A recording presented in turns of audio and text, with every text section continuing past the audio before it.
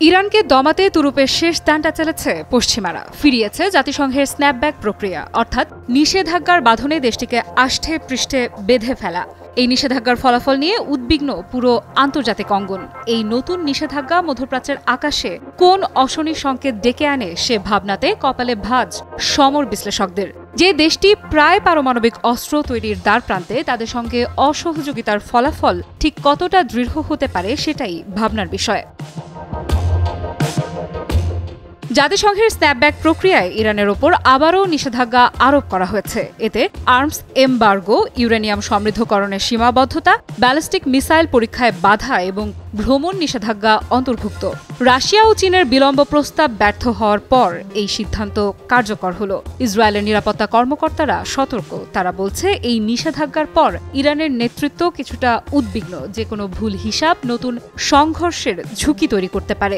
ওয়াইনেটের report অনুযায়ী ইরানের কাছে এখনও যথেষ্ট উপকরণ আছে, যা 1 বছরের মধ্যে পারমাণবিক অস্ত্র তৈরির সম্ভাবনা রাখে।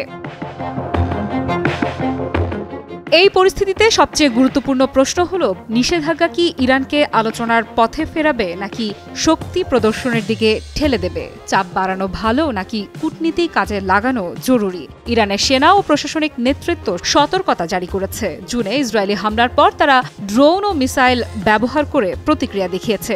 ইরানের শীর্ষ সামরিক কর্মকর্তারা বলেছেন, যে কোনো হুমকিতে তারা দৃঢ়ভাবে জবাব দেবে। এটি শুধু প্রতিরক্ষা নয়, আঞ্চলিক স্থিতিশীলতার জন্যও গুরুত্বপূর্ণ।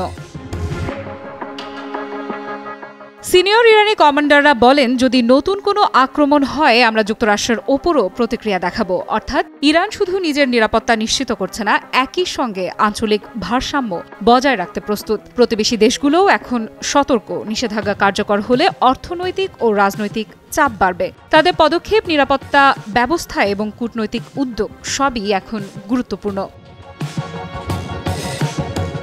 ওয়ালটন এখন দেশের সীমানা পেরিয়ে পৌঁছে গিয়েছে 50টিরও বেশি দেশে।